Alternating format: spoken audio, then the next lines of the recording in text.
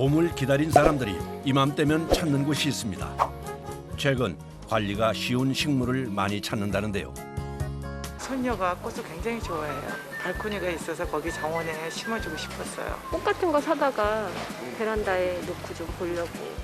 삶에 살아있다는 그 기운을 만끽하고 느끼기 위해서 이 봄을 맞아서 꽃을 찾지 않나. 긴 겨울을 이기고 피어난 싱그러움이 바쁜 일상과 답답함에 나만의 미니 정원을 가꾸고 있는데요.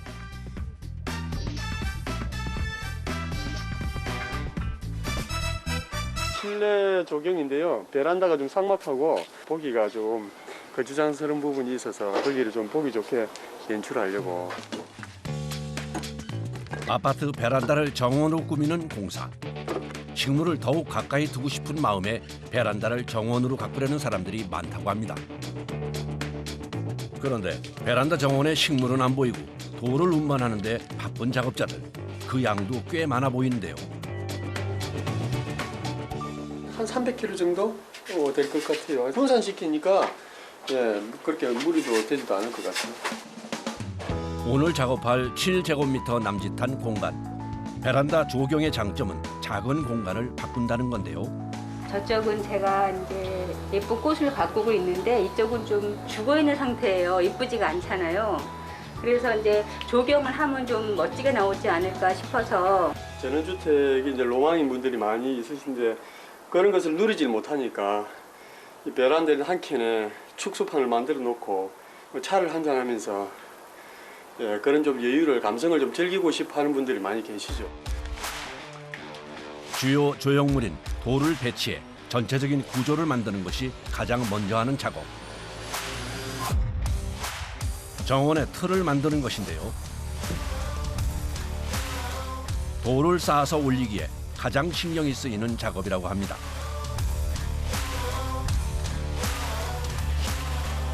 돌을 붙여서 좀 위로 올려야 되는데 잘못하면 뒤로 넘어가게 되면 유리 같은 거 깨지면 큰일 나죠. 접착제 중에서도 내부 식성이 풍부해 골재나 콘크리트를 접착하는 에폭시를 사용해 작업하는데요. 작은 틈새는 휴지로 붙여주는 노하우로 섬세하게 작업을 이어나가는데요. 넓은 공간에는 소재가 커서 툭툭 나버리면 되는데 이건 정말 하나하나 다 만져서 섬세하게 뭐 가릴 건 가려야 되고 섬세하게 작업을 해야 되니까 생각보다 시간이 좀 많이 걸리는 거예요.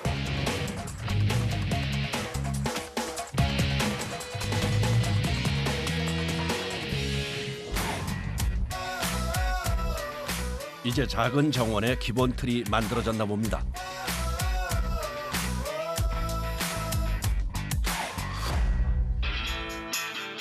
아버지를 뒤따라 일을 배우는 아들은 이제 바빠지는데요.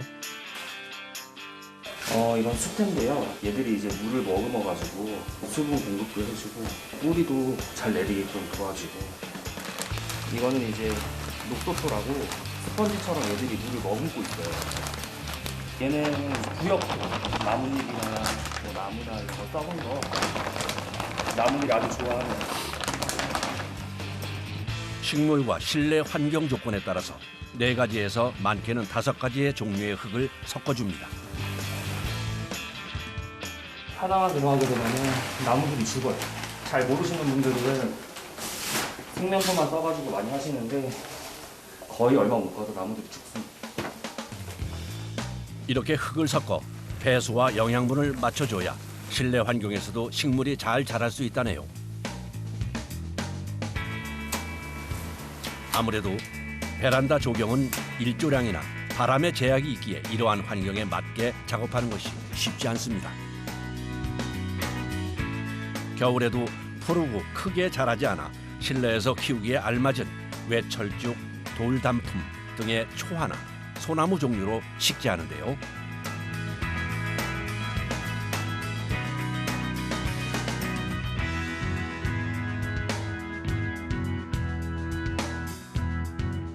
그중 작업자가 가장 신경 쓰는 것이 이끼랍니다. 물을 주면은 흙이 실려 내려갑니다. 이끼를 씌워주면은 물을 저절로 흡수하면서 아무리 물을 많이 줘도 흙이 실려 내려가지 않습니다. 그리고 또 여기 해가 잘 들어오기 때문에 마르기 때문에 이끼를 덮어주면은 수분을 이렇게 잡아주거든요. 그렇기 때문에 나무가 살아가는데 아주 도움이 됩니다. 그래서 여러 가지 그런 이유에 의해서 이 이끼를 꼭 해줘야 되죠. 나무들이 잘 자랄 수 있게 지탱해 주는 것이기에 이끼의 역할이 중요한데요.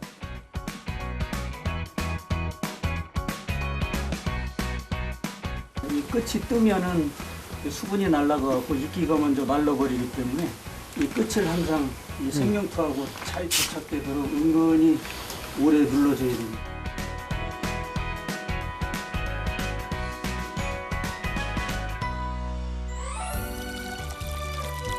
긴 작업이 드디어 끝이 났는데요. 방수 시트를 깔아 물을 흐르게 해주니 한 폭의 동양화가 따로 없죠. 작업자의 손에서 새로운 공간이 탄생했습니다.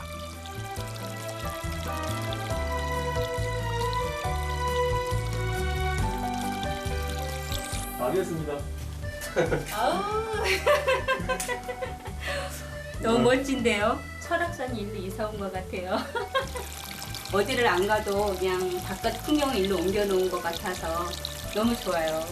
물도 있고 나무도 있고 그냥 산에 온 느낌? 힘든 작업이 끝나고 행복해하는 사람을 볼 때면 피로가 씻은 듯 사라지는데요. 그저 바라만 보아도 멋진 정원. 바쁜 생활 속에서 자연을 곁에 두며 보고 즐길 수 있는 환경을 만드는 것이 그의 바람이랍니다.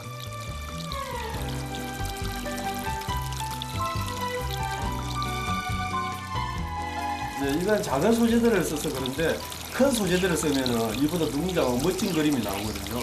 그런 걸 만들어서 새로운 그런 조경 문화를 좀 바꾸고 싶은 게 제 꿈이죠.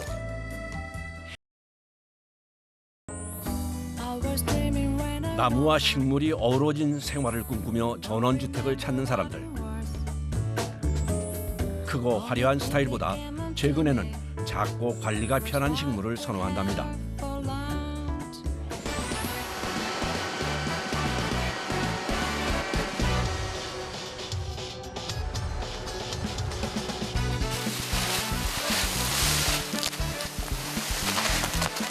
돌을 고른 땅에 새로운 흙을 옮겨주는데요. 배수층을 만들어 주려고 하는 거거든요. 그래서 모래 성분이기 때문에 물이 잘 빠지고 복도를 해야지 이제 최소 토심이 나와요. 식물이 살 수 있는 토심. 그거를 만들기 위해서 흙을 갖고 있는 거예요. 물이 잘 빠지고 식물들이 잘 자라는 토양으로 바꿔주는 작업인 거죠.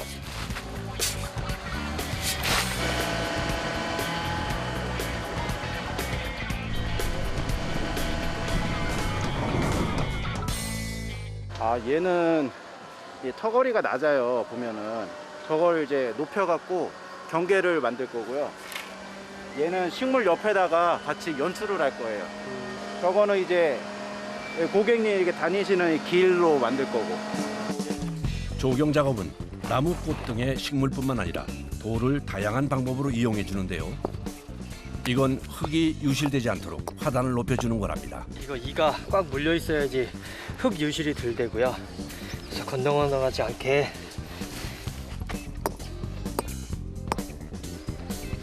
일렬로 쭉 맞춰진 경계석. 틈새 없는 꼼꼼한 베테랑 작업자의 솜씨가 느껴집니다. 이렇게 돌을 먼저 놓으며 조경의 큰 틀을 먼저 만들어 간다네요. 크기가 다 달라서요.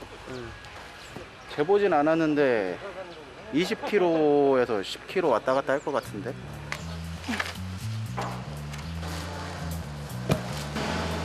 그런데 어째 아까와 다르게 일정하지 않고 듬성듬성 놓인 디딤돌.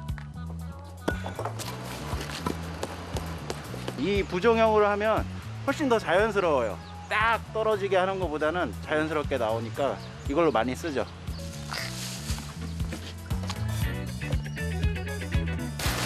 조형물의 배치가 끝나면 본격적인 작업에 들어가는데요.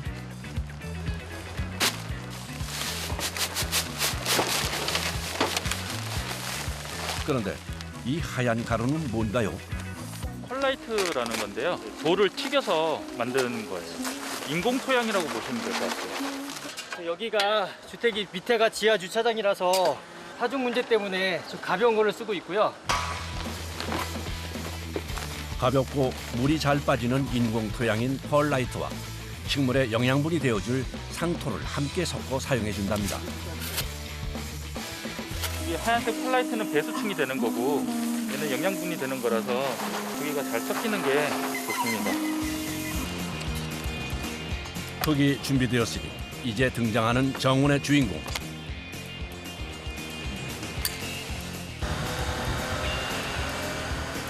큰 것만 한 30주 정도 들어가고요. 그리고 중간짜리, 소짜리 해가지고 한 70주 정도 들어가는 것 같아요.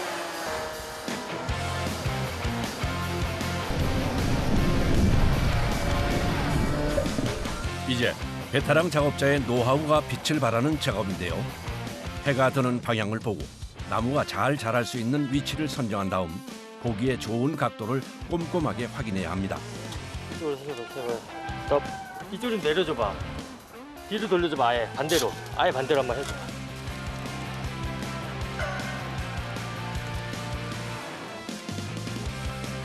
이렇게 가자.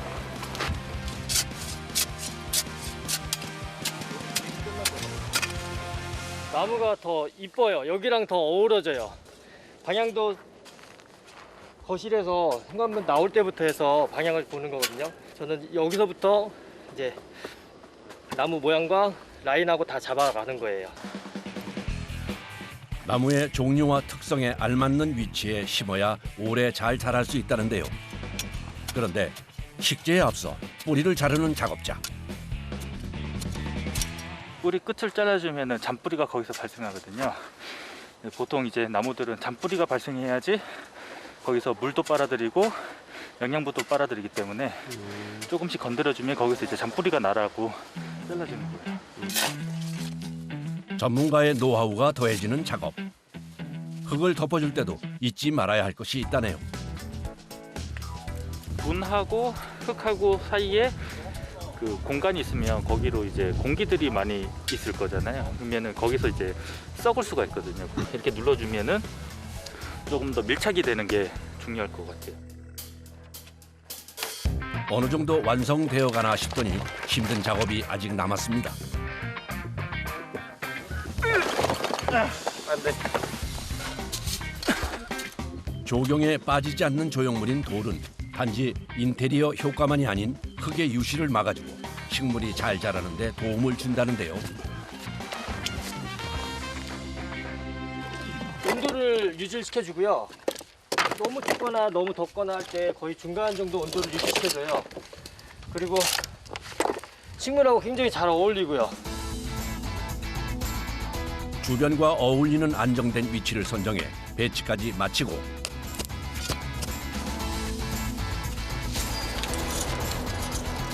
다음은 화사함이 더할 차례. 식재한 나무와 돌 사이로 야생화를 놓아주는데요. 전체적으로 이제 계속 봐야 돼서 한 번에 식재되는 거는 거의 없고요. 계속 위치 바꾸면서 최적의 상태를 만들기 위해서 지금 작업을 하고 있는 겁니다. 디자인 작업은 마쳤지만 현장에서 식재되는 꽃과 나무의 모양에 따라 각도를 조절하며 식재해야 하는 섬세한 작업입니다. 나중에 한 1, 20분 정도 하면은 다리 감각이 없어지거든요. 그래서 중간중간 좀 많이 다리 좀 풀어주고 좀 쉬면서 해야 돼요. 마지막 식재를 마친 흙 위에 정원의 마감재로 많이 쓰인다는 마사토를 깔아주는데요. 수분 증발도 좀 억제시켜주고요. 주변에서 이제 풀씨 같은 거 날아오게 되면은 씨앗이 잘 뿌리를 못 내려가지고 잡초 같은 게 발생을 좀 억제시켜주는 효과가 있거든요. 정원에 놓인 작은 자갈 하나도 그 역할이 있기에 하나하나 꼼꼼하게 챙깁니다. 처음 시작할 때는 끝이 안 보이는데 지금은 이제 슬슬 끝이 보여가니까 이렇게 시로 천천히 주변 상황을 다 보면서 천천히 해야 돼요.